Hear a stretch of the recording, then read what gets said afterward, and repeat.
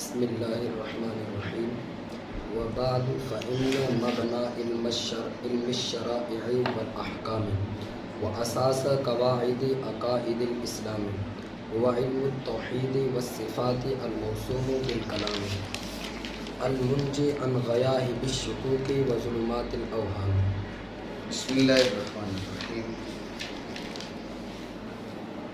وبعد فإن مبنى علم الشرائع والأحکام وأساس قواعد عقائد الاسلام الی آخر۔ یہاں جو بیان ہو رہا ہے اس کا خلاصہ سمجھیں، پھر عبارتی اغراض کی جانب آئیں گے۔ خلاصہ یہ ہے کہ علامہ سعد الدین تفتزانی علیہ الرحمہ اس مقام پہ وجہ تعریف بیان کر رہے ہیں۔ وجہ تعریف دو طرح سے ہوتی ہے، وجہ تعریف عام اور وجہ تعریف خاص۔ وجہ تعریف عام یہ ہے ایک مقدمہ کا بیان، ایک مقدمہ کا بیان۔ وہ مقدمہ کیا ہے؟ میں نے فن کا انتخاب کیوں کیا، میں نے فن کا انتخاب کیوں کیا۔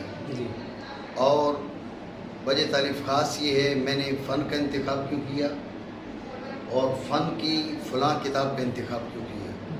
تو جو ہے جو وجہ تعریف عام ہے یہ وظیفہ ہے ماتن کا، وجہ تعریف خاص وظیفہ ہے شاعری کا، معاشی کا۔ ٹھیک ہے، تو چونکہ علامہ سعد الدین تفتزانی علیہ الرحمہ یہاں پر بحیثیت شاعری کلام کر رہے ہیں، لہٰذا آپ کا وظیفہ وجہ تعریف خاص ہے۔ دو مقدمے بیان کریں گے۔ پہلا فن کا انتخاب کیوں کیا، دوسرا فن کی فلاں کتاب کا انتخاب کیوں کیا۔ پہلا مقدمہ بیان کرتے ہوئے کہا کہ فإن مبنى علم الشرائع والأحکام وأساس قواعد عقائد الاسلام وعلم التوحید والصفات الموصوم بالکلام المنجی عن غیاہب الشکوک وظلمات الأوہام۔ فن کا انتخاب کرنے کی وجہ یہ بتا دی۔ بھئی فن کا انتخاب تو آپ نے کر لیا، پھر فن کی اس خاص کتاب کا انتخاب کیوں کیا؟ اس کا جواب دیتے ہوئے کہا کہ وَإِنَّ الْمُخْتَصَرَ الْمُسَمَّى بِالْعَقَائِدِ لِلْإِمَامِ الْحُمَام قُدْوَةِ عُلَمَاءِ الْإِسْلَامِ نَجْمِ الْمِلَّةِ وَالدِّينِ عمر بن محمد النصفی قال اللہ درجته فی دار السلام یشتمل من هذا الفن على غرر الفرائض ودرر الفوائد فی ضمن فصول ہی للدین قواعد و اصول الی آخرہ۔ یہ دوسرا مقدمہ بیان کیا، وہ جو ہے آپ کی یہی اس گفتگو کا خلاصہ ہے۔ ٹھیک ہے، دوبارہ سمجھیں کہ علامہ سعد الدین تفتزانی علیہ الرحمہ یہاں سے وجہ تعریف بیان کر رہے ہیں، تو وجہ تعریف دو طرح سے، عام اور خاص۔ عام کے میں نے فن کا انتخاب کیوں کیا، یہ وظیفہ ماتن کا ہوتا ہے، اور وجہ تعریف خاص میں نے فن کا انتخاب کیوں کیا، فن کی اس کتاب کا انتخاب کیوں کیا۔ شاعری اور معاشی کا یہ وظیفہ ہے۔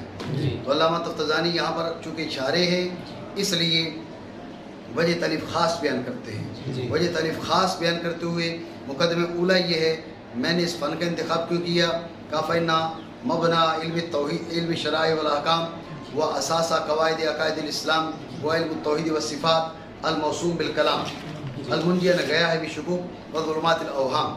توجہ ہے، یہ پہلا مقدمہ۔ دوسرا مقدمہ وَإِنَّ الْمُخْتَصَرَ الْمُسَمَّى بِالْعَقَائِدِ لِلْإِمَامِ الْحُمَام قُدْوَةِ عُلَمَاءِ الْإِسْلَامِ نَجْمِ الْمِلَّةِ وَالدِّينِ عمر بن محمد النصفی علی اللہ درجتہ فی دار السلام الی آخرہ۔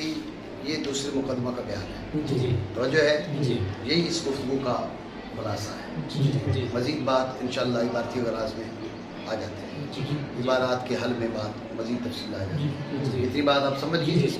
مطلب یہ ہے کہ وہ حسبی و نعم الوکیل تک یہ وجہ تعریف بیان ہو رہی ہے۔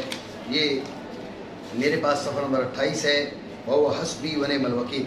اس کے بعد اعلم ان الاحکام الشرعیہ منہا ما یتعلق بکیفیت العمل الی آخرہ، وہ الگ بحث ہے۔ یہاں تک کیا ہے، یہ وجہ تعریف انہوں نے بیان کی ہے، پھر آگے کتاب کی مدح کی ہے، تعریف کی ہے۔ بات ہے ذہن میں مانا کریں۔ اور بعد حمد و صلوات کے بے شک علم الشرائع والاحکام کا مبنی اور عقائد اسلام کے قواعد کی بنیاد بنیاد علم توحید و صفات ہے، جو موسوم علم کلام سے نجات دینے والا، شکوک کی سخت تاریکیوں سے اور اوہام کے اندھیروں سے۔ یہ پہلا مقدمہ۔ دوسرا بین المختصر بات آئی آپ کی ذہن۔ اب کچھ عبارات کا حل۔ کہا وبعد، بعد ظروف زمانیہ سے ہے، لازمۃ الاضافت ہے، مضاف الیہ مذکور یا معذوف مذکور تو معرب، معذوف نصیر منصب تو معرب، معذوف منوی تو مبنی۔ یہاں پر معذوف منوی ہے لہذا مبنی ہے۔ ٹھیک ہو گیا؟ اسے فصل خطاب کا نام بھی دیا جاتا ہے۔ اما بات کو نہیں، اما بات کو فصل خطاب۔ اس میں اختلاف ہے کہ سب سے پہلے اس کا تلفظ کس نے کیا، حضرت داؤد علیہ السلام نے کیا یا کسی اور نے کیا، اختلاف ہے، مسئلہ مختلف فیہا ہے۔ بات سمجھے نہیں؟ سوال یہ ہے کہ بعدوں کے بعد جو فا ہے یہ ہے اما کے جواب میں، اما موجود نہیں ہے تو فا کیسے؟ بس اتنا سا سوال۔ وبعد فإن مبنا علم شرائع والاحکام، فا اما کے جواب میں آتی ہے، اما ہے نہیں تو فا کیسے آ سکتی ہے؟ یہ سوال۔ اس کا پہلا جواب یہ ہے کہ یہاں پر یہ اما کے توہم کی وجہ سے آئی ہے، یعنی یہ مقام تھا اما کے ذکر کا، مذکور ہوا نہیں لیکن مقام ذکر کا تھا، تو اس توہم کی بنیاد پہ جواب میں فا لائی گئی۔ پہلا جواب وجہ ہے۔ اور اگر آپ غور کریں تو قرین حقیقت یہی جواب ہے، حقیقت حال یہی ہے، اس توہم کی وجہ سے فا آئی ہے۔ ٹھیک ہو گیا؟ دوسرا جواب یہ دیا جاتا ہے، پہلا جواب سمجھ آ گیا؟ دوسرا جواب یہ دیا جاتا ہے کہ یہ فا اما مقدرہ کے جواب میں ہے، یہاں پر اما مقدر ہے۔ ذہن میں رکھنا توہم اور تقدیر میں فرق یہ ہے، توہم میں غیر مذکور کو مذکور سمجھا گیا جو خطا ہے، خطا کی قوت میں ہے، اور مقدر میں وہ نیت پہ واقعی طور پہ موجود ہے، یہ خطا کے باب سے نہیں ہے۔ توہم خطا کی قوت میں ہے لیکن تقدیر خطا کی قوت میں نہیں، یہ دونوں میں فرق ہے۔ تو اما یہاں پر مقدر ہے، وجہ ہے اس کے جواب میں فا ہے، لیکن غور کرنا یہ جو جواب ہے کہ اما یہاں پر مقدر ہے، یہ جواب مخدوش ہے۔ اول اس لیے کہ رضی نے کہا شرح کافیہ میں اما وہاں پر مقدر ہوتا ہے جب فا کا ما بعد، فا کا ما بعد، فا کا ما قبل منصوب اور ما بعد امر یا نہی ہو۔ یہاں کا فا کا ما قبل وہ ظرف ہے، ظرفیت کی وجہ سے منصوب آپ مان بھی لیں تو فا کا ما بعد امر یا نہی نہیں ہے۔ وَرَبَّكَ فَكَبِّرْ وَثِيَابَكَ فَطَهِرْ وَالرُّجْزَ فَهْجُرْ۔ جی رَبَّكَ فَكَبِّرْ، یہاں پر رَبَّكَ اس سے پہلے اما مقدر، توجہ ہے نہیں؟ تو اما کی تقدیر کے لیے رضی نے یہ بات بیان کی ہے کہ فا کا ما قبل منصوب ہو، ما بعد اس کا ما بعد امر یا نہی، تو یہاں پر وہ بات متحقق نہیں۔ ایک اور بھی خرابی، یہ بات پہ توجہ دے، اما مقدر ہو تو المقدر کالمذکور، تو تقدیری عبارت ہے وہ اما بعد۔ تقدیر کیا ہے؟ تقدیر کیا ہے؟ ذہن میں رکھنا، واو برائے وصل ہے، اما برائے فصل ہے۔ واو برائے وصل، اما برائے فصل، دونوں کے مفادات میں آپس میں منافات ہے۔ واو کا مفاد الگ ہے، اما کا مفاد الگ ہے، اسی لیے اہل عرب سے وہ اما بعد، فصحاء عرب سے وہ اما بعد مسموع ہی نہیں ہے۔ اما بعد تو صحیح ہے، وہ اما بعد مسموع نہیں ہے، سمجھے؟ کیوں؟ اس لیے کہ واو کا مفاد الگ ہے، اما کا مفاد الگ ہے۔ جب دونوں کے مفادات الگ ہیں تو دونوں کو جوڑ کے کیسے ذکر کر سکتے ہیں؟ یہ دوسری خرابی۔ بات ہے ذہن میں؟ توہم اما وہ جواب ہو گیا، تقدیر اما دوسرا جواب، لیکن اس جواب پر دو اعتراض۔ بات آئی ذہن میں؟ تیسرا جواب یہ دیا جاتا ہے کہ یہاں پر واو جو ہے وہ اما کا عوض ہے۔ واو کیا ہے؟ واو اما کا عوض ہے، اما کو حذف کر کے اس کے مقام پہ واو لائے اور جواب میں فا لائے. بات سمجھے؟ لیکن غور کریں اس میں بھی خدشہ ہے. وہ کیسے؟ اما اور واو کے معنی میں مناسبت ہی نہیں ہے. اما برائے فصل، واو برائے وصل. ابھی ہم نے تقریر کی، یہ جڑ کے نہیں آ سکتے ایک دوسرے کے بدلے میں، کہاں آ سکتے ہیں؟ نہیں سمجھے؟ دونوں جڑ کے نہیں آ سکتے. وہ اما بعد، اما برائے فصل، واو برائے وصل. تو اب ایک شے دوسرے کا بدل اور عوض تب بنے گی نا جبکہ مناسبت ہو آپس میں. جب مناسبت ہی نہ ہو تو عوض کیسے بنے گی؟ عوض نہیں بن سکتی. سمجھ رہے آپ؟ تو اما برائے فصل، واو برائے وصل. تو لہٰذا یہ جو اس کے عوض والی بات ہے یہ بھی مخدوش ہے. بات سمجھے رہی؟ یہ تیسرا جواب ٹھیک ہو گیا. چوتھا جواب یہ دیا جاتا ہے کہ یہاں پر بعد ہے ظرف لیکن قائم کم شرط ہے. وَإِذْ لَمْ يَهْتَدُوا بِهِ فَسَيَقُولُونَ. اذ ظرف ہے، قائم کم شرط ہے، جواب میں فا ہے. بعد ظرف ہے، قائم کم شرط ہے، جواب میں فا ہے. یہ چوتھا جواب وجہ ہے نہیں. اذ ظرف ہے، قائم کم شرط ہے، فا سیقولون، جواب میں فا. بعد ظرف ہے، قائم کم شرط ہے، جواب میں فا. توجہ ہے؟ چوتھا جواب یہ ہے. لیکن یہ بھی مخدوش ہے. کیوں؟ اس لیے کہ قائم کم شرط ہونے کے لیے یہ ضروری ہے کہ اس کے ساتھ شرط کے ساتھ معنوی مناسبت ہو. اذ کی شرط کے ساتھ معنوی مناسبت ہے جب،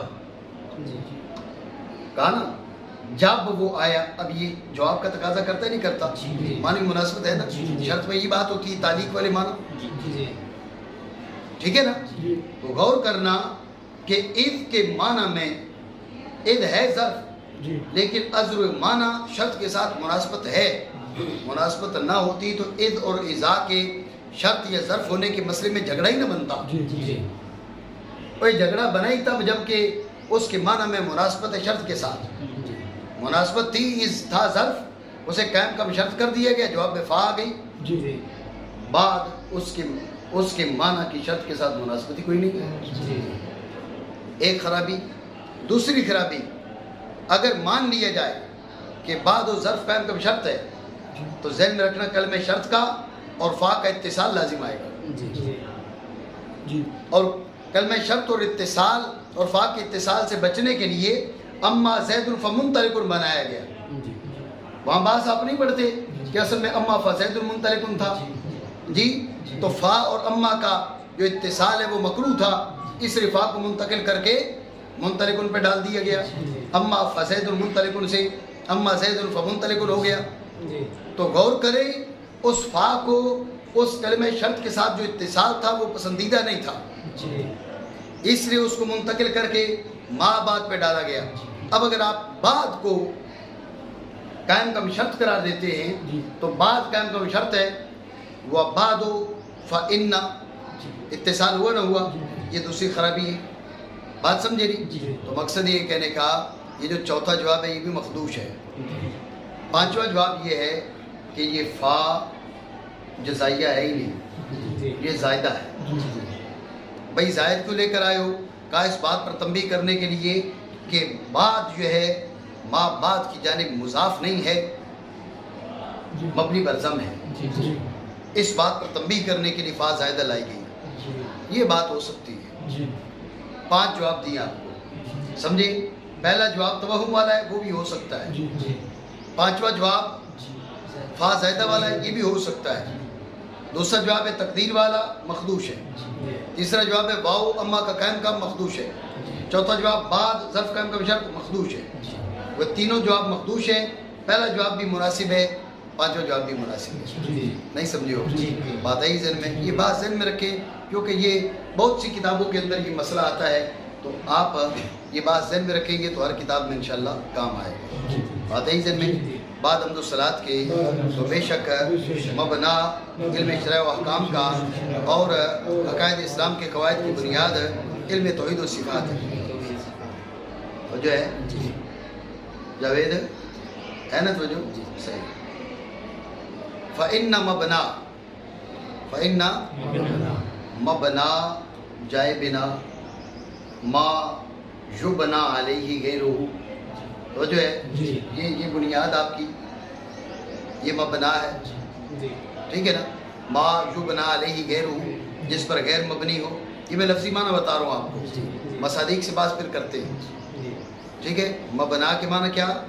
ما یبنا علیہ غیرہ، جائے بنا، ٹھیک ہے نا. علم الشرائع، شرائع جمع شریعت کی. شریعت کے معنی ویسے تو طریق کے رستہ، لیکن اہل اسلام کے عرف میں دین اسلام کو کہتے ہیں، ذہن میں رکھیں. شریعت کس کو بولتے ہیں؟ دین اسلام کو. کس کو؟ کس کو؟ اتنی بات سمجھے. لیکن ذہن میں رکھنا ایک اور معنی بھی ہے اس کے، ہر مسئلہ کو شریعت کہہ دیا جاتا ہے. یہ معنی ذہن میں رکھو. کیوں؟ اس لیے یہ معنی ذہن میں نہیں رکھو گے تو دین اسلام ایک ہے یا بہت سے ایک ہے نا، تو پھر جمع کیوں لے کے آئے؟ جب شریعت ایک ہے تو جمع کیوں؟ تو ذہن میں رکھنا شرائع جمع لائے ہیں اس دوسرے معنی کے لحاظ سے جو آپ کو بتائے ہیں کہ شریعت کے معنی دین اسلام ہے، لیکن ہر مسئلہ، مسائل شرع میں سے ہر مسئلہ کو بھی شریعت کہہ دیا جاتا ہے. یہ جمع اس لحاظ سے، ٹھیک ہے. آگے احکام، احکام جمع حکم کی. خطاب اللہ تعالی المتعلق بافعال المکلفین بالاقتضاء والتقشیر. ذہن میں رکھنا اقتضاء میں 4 چیزیں آ جاتی ہیں: تحریم، کراہت، اور وجوب، ندب، اور جو الاقتضاء والتقشیر، تقشیر میں ایک چیز آ جاتی ہے اباحہ. یہ 5 بات سمجھے نہیں؟ دوبارہ سمجھے توجہ سے. ان مبنا علم الشرائع والاحکام، لفظی معنی آپ کو بتائے. مبنا جائے بنا، شرائع جمع شریعت کی، معنی طریقہ، رستہ، لیکن اہل اسلام کے عرف میں دین اسلام. لیکن شریعت کے ہر مسئلہ کو بھی، شرع شریف کے ہر مسئلہ کو بھی شریعت کہہ دیا جاتا ہے. یہاں جمع اس معنی کے لحاظ سے، ٹھیک ہو گیا. آگے احکام، احکام جمع حکم کی. حکم کیا ہے؟ خطاب اللہ تعالی المتعلق بافعال المکلفین بالاقتضاء والتقشیر. اقتضاء میں تحریم ہے، کراہت ہے، وجوب ہے، ندب ہے، اور تقشیر میں اباحت ہے. 5 احکام اس کے تحت داخل ہو گئے. بات آپ سمجھے نہیں؟ یہ ہر ایک کے لفظی معنی ہو گئے، یا یوں کہیے بھائی ہر ایک کی اضافی معنی ہو گئے، لقبی نہیں. ہر ایک کے اضافی معنی بیان ہو گئے، لقبی ابھی نہیں بیان. توجہ ہے، ہر ایک کے لفظی معنی بیان ہو چکے ہیں. اتنی بات سمجھے. اب غور کریں، مبنا علم الشرائع والاحکام، علم الشرائع والاحکام کا مبنا علم عقائد کو کہا جا رہا ہے. علم الشرائع والاحکام کا مبنا کیا ہے؟ علم عقائد. علم الشرائع والاحکام کا مبنا کیا ہے؟ علم عقائد. بولنا تو ادھر جی. علم الشرائع والاحکام کا مبنا کیا ہے؟ اتنی بات سمجھیں. اب یہ سمجھنا ضروری ہے نا کہ علم الشرائع والاحکام کیا ہے، جس کا مبنا علم عقائد ہے. وہ جو ہے نہیں، علم الشرائع والاحکام کی بنیاد علم عقائد. علم الشرائع والاحکام پھر ہے کیا؟ غور کرنا. ایک معنی اصول فقہ اور فروع فقہ. کیا؟ اصول فقہ اور فروع فقہ ایک معنی. دوسرے معنی ہر وہ علم جس کا شریعت سے تعلق ہو. اب تفسیر بھی آ جائے گی، اصول تفسیر بھی آ جائے گی، حدیث بھی آ جائے گی، اصول حدیث بھی آ جائے گی. کل علم لہ تعلق بالشرع. اب علم الشرائع والاحکام اس میں آ گیا. توجہ ہے. آپ علم الشرائع والاحکام سے اصول فقہ، فروع فقہ مراد لیں، یا کل علم لہ تعلق بالشریعت بالشرع یہ مراد لیں. بہر صورت علم عقائد اس کا مبنا. تو جو ہے ہر صورت میں علم عقائد اس کا توجہ ہے. بات پہ دھیان دیں. کیسے؟ وہ یوں کہ آپ اصول فقہ فروع فقہ کی بات کریں. فروع فقہ کا مبنی اصول فقہ. اصول فقہ کی بنیادیں قرآن و حدیث پہ نہیں ہے نا. قرآن کلام الہی. وجود باری تعالیٰ ثابت ہوگا تو بات قرآن کی ہوگی نا. نہیں. حضور سید عالم صلی اللہ تعالیٰ علیہ وآلہ وسلم کی نبوت ثابت ہوگی تو حدیث کی بات ہوگی نا. تو وجود باری تعالیٰ، توحید باری تعالیٰ، رسالت رسول، یہ کون ثابت کرتا ہے؟ یہ علم. نہیں سمجھے؟ اصول فقہ کا مبنی قرآن و حدیث، قرآن و حدیث کا مبنی علم عقائد. تو پھر اصول فقہ کا مبنی علم عقائد ہوا نہ ہوا؟ فروع فقہ کا مبنی علم عقائد ہوا نہ ہوا؟ جی. اب یہیں سے آپ سمجھ لو کہ کل علم لہو تعلق بشرع، ہر وہ علم جس کا شرع سے تعلق ہے وہ موقوف ہے قرآن و حدیث پر. اور قرآن و حدیث اس کا مبنی علم عقائد. سمجھے بات کو؟ اس کا مبنی علم عقائد. تو کل علم لہو تعلق بشرع، اس کا مبنی علم عقائد. تو ان کا جو دعویٰ ہے وہ سچا ہے. یہ ہر علم شرعی کا مبنی ہے علم عقائد. اس سے بڑی فضیلت کیا ہوگی کسی علم کی؟ آپ حدیث کی فضیلت بیان کریں، علم حدیث کی، علم حدیث کی، علم تفسیر کی، علم فقہ کی، علم اصول فقہ کی، آپ بیان کریں فضیلت، لیکن غور کریں اس کا مبنی یہ ہے. تو جب مبنی یہ ہے تو کیا اس کی فضیلت نہیں ہوگی؟ بات نہیں سمجھی ہوگی؟ بات آ گئی ذہن میں؟ ٹھیک ہے. یہ ہم نے گفتگو کر دی. ان مبنا علم شرائع والاحکام، لفظی معنی بتا دیے، مصداق بتا دیا، اور اس کی تحقیق بھی بتا دی. اس کا حقیقت اور واقع کے مطابق ہونا، کوئی بات کر دی. بات آپ کے ذہن میں آ گئی نہیں آ گئی؟ ٹھیک ہو گیا. آگے کہا وہ اساسہ قواعد عقائد الاسلام. اساس بھی بنیاد. اساس کے معنی بنیاد. قواعد جمع قاعدہ کی. قاعدہ کے معنی کیا ہے؟ قاعدہ القضیۃ الکلیہ یستنبط منها الاحکام الجزئیہ. القضیۃ الکلیہ یستنبط منها الاحکام الجزئیہ، وہ قضیہ کلیہ جسے احکام جزئیہ کا استنباط کیے جائے. نہیں سمجھے؟ یہ کیا ہے؟ قاعدہ. توجہ ہے؟ غور کرنا. قاعدہ کے معنی بنیاد بھی ہوتے ہیں. ٹھیک ہے نا؟ قاعدہ کے معنی بنیاد بھی ہوتے ہیں. قاعدے کے وہ لغوی معنی ہے، لیکن ٹھیک ہے. قاعدہ کے معنی بنیاد، یہ لغوی معنی. قاعدہ کے معنی القضیۃ الکلیہ التی یستنبط منها الاحکام الجزئیہ، یہ اصطلاحی معنی. اتنی بات سمجھے نہیں؟ اس کے بعد کا عقائد. عقائد جمع عقیدہ کی. القضیۃ التی یصدق بها، عقیدہ کیا ہے؟ القضیۃ التی یصدق بها، القضیۃ التی یصدق بها، یہ عقیدہ ہے. نفس تصدیق کو بھی عقیدہ کہہ دیے جاتے ہیں. دو معنی ہو گئے. توجہ ہے نہیں؟ نفس تصدیق کو بھی عقیدہ کہہ دیا جاتا ہے. یہ بات، یہ لفظی معنی آ گئی. اسلام معنی واضح ہے، شریعت اسلامی دین اسلام. ٹھیک ہے. اساس کے معنی بتا دیے، قواعد کے لغوی اور اصطلاحی، عقائد کے معنی بتا دیے. اتنی بات سمجھی؟ بات آ گئی ذہن میں؟ اب غور کریں کہ یہ علم اساسہ قواعد عقائد الاسلام کیسے ہے؟ وجہ ہے نہیں ہے؟ عاطف، یہ علم اساسہ قواعد عقائد الاسلام کیسے ہے؟ وجہ ہے؟ بہت سی توجیہات ہیں، لیکن میں بہت سی توجیہات میں نہیں پڑھوں گا. دو معنی سمجھیں آپ. قواعد کے معنی لغوی لے لیں، قواعد کے معنی اصطلاحی لے لیں. پہلے اصطلاحی لے لیں. عقائد الاسلام غور کرنا. مثلا اسلام کا عقیدہ کیا ہے؟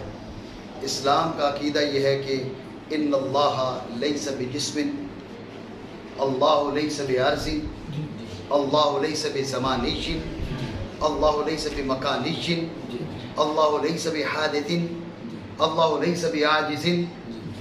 عقائد اسلام نہیں ہے یہ، ہے نا؟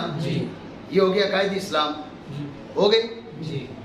اب عقائد اسلام کے قواعد، آ جاؤ قاعدے کی جانب. یہ جتنے تمہارے سامنے بیان کیے نا، ان اللہ لیس بجسم، ان اللہ لیس بعرض، ان اللہ لیس بمرکب، ان اللہ لیس بزمانی